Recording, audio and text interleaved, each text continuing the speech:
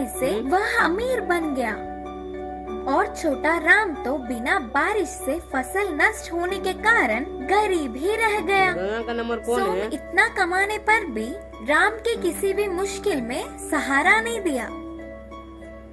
एक दिन राम काम ढूंढने के लिए शहर जाने का निर्णय लिया और रास्ते में खाने के लिए कुछ बना कर देने को अपनी पत्नी से कहा। तब उसकी पत्नी ने घी से बनाई हुई लड्डुओं को एक पोटली में बांधकर राम को दिया। वह लेकर चलता हुआ राम जंगल के रास्ते चल पड़ा। शहर में शाम तक घूमा, पर कहीं काम न मिलने पर निराश होकर पीछे मुड़ गया। घूम घूम के सफर करने पर वह बहुत ही थक गया और विश्राम करने के लिए जगह ढूंढने पर उसे नदी के पास एक पेड़ दिखा। उधर जाकर उस पेड़ पे अपनी लड्डुओं की पोटली लटकाकर पूरी रात उधर ही सो गया। सुबह उठने तक पूरा पेट भरा हुआ और बड़ा सा बन गया था। उसकी लड्डुओं की पोटली भी बहुत ऊंचाई पे दिखी।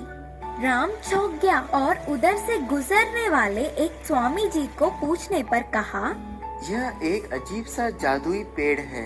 यह पेड़ पूरा दिन बड़ा रहता है और शाम को झुककर छोटा बन जाता है। वह सुनते ही राम ने शाम तक फिर से वही रहने का निर्णय लिया और नदी में थोड़ा पानी पीकर फिर से सो गया। उसी समय में जंगल में घूम रहे अच्छे वाले भूत को लड्डुओं की खुशबू आई। वह पोटली खोलकर उन लड्डुओं को खुशी से खा गया और उधर ही सोया हुआ राम के गरीब स्थिति को देख पोटली में एक डब्बा रखकर चला गया। राम के उठने तक शाम हो गई। फिर से पेट झुककर छोटा बन गया।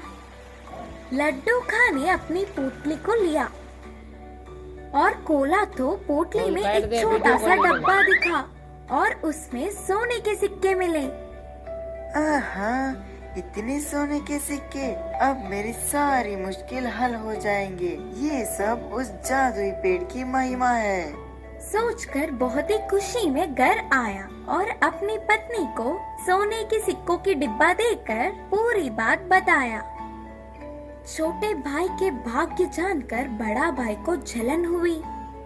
उसे पूछकर पूरी बात जान गया और अपनी पत्नी को लड्डुओं की पोटली बांधने को कहा।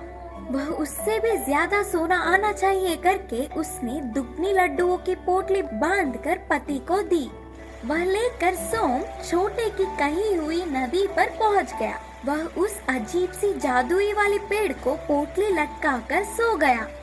फिर से अच्छा भूत उधर आया। फिर उसे लड्डुओं की खुशबू आई। उधर आकर देखा और कहा, इसे गरीब स्थिति में देख भाग्य का डब्बा दिया तो वही काफी समझने के बजाय लालच में फिर से आया। सोचकर लड्डू खाया और फिर से उस पोटली में डिब्बा रखकर चला गया। वह शाम को उठ के देखने तक पोटली में एक डब्बा था। इस डिब्बे को अभी नहीं खोलूंगा। घर जाकर मेरी पत्नी के सामने खोलूंगा। इसमें सोने को देख उछल पड़ेगी। सोचकर जल्दी घर जाकर पत्नी को डब्बा दिखाया और उसके सामने ही डिब्बा खोला। और क्या था? उसमें से दो भूत रस्सी पकड़ के आकर दोनों पति पत्नियों को 20-20 लगाकर पटक पटक के मारकर फिर से डिब्बे में चले गए। उस डिब्बे को ले जाकर नदी में फेंक दिया।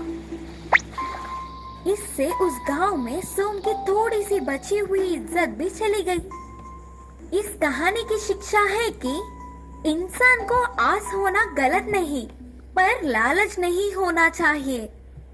छोटे की होशियारी। भीमपुर नामक गांव में चंदू नाम का लड़का रहता था। वह उम्र में छोटे होने के बावजूद पढ़ाई, खेल कूद सब में पहले रहता था। किसी भी काम को आसानी से कर लेता था, फिर भी अपने आप की बड़ाई कभी नहीं करता था।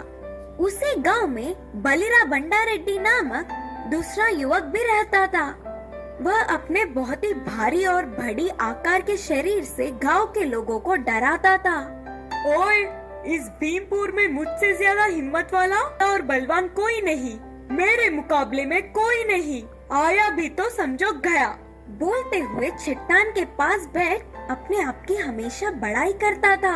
भंडारेड्डी के हट्टे कट्टे शरीर को देख सब उसके बातों को सच मान लेते थे, लेकिन सच में तो वह बहुत ही डरपोक था। ऊपर तो ऐसे हिम्मत वाले और भलवानों की तरह बोलते हुए नाटक करता। ऐसे कुछ दिन बीत गए। एक त्योहार के दिन उस गांव के सारे बड़ों ने अपने गांव में बहुत ही हिम्मत वाला और होशियार कौन है जानने की इच्छा से मुकाबला करने का निर्णय किया। तब गांव में सबसे अब बनो सिर्फ यार से superstar every day with the widest range of unique styles and collections from Myntra. पाओ सबसे unique looks from 100% original brands सिर्फ मिंत्रा पे।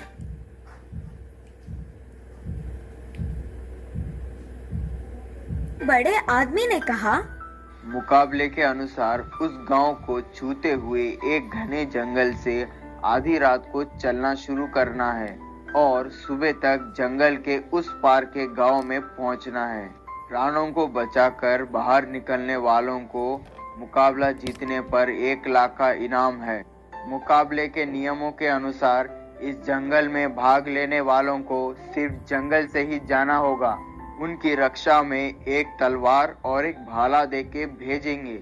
भाग लेने वालों को किसी भी प्रकार की जंगली जानवर या जहरीली जानवरों के मारने पर गांव के बड़ों या लोगों का इसके जिम्मेदार कोई भी नहीं होंगे। इस मुकाबले में भाग लेने वाले कोई भी तैयार है क्या? करके गांव के बड़े के पूछने पर प्राण खोने के डर से कोई आगे नहीं आया। इतने में भंडारेड्डी के अकेले ही आगे आने पर सब साइलेंट हो गए। मुकाबले के लिए और कोई तैयार है क्या? करके फिर से बड़ों के पूछने पर छोटू चंदू भी भाग लेने के लिए आगे आने पर सब चौंक गए।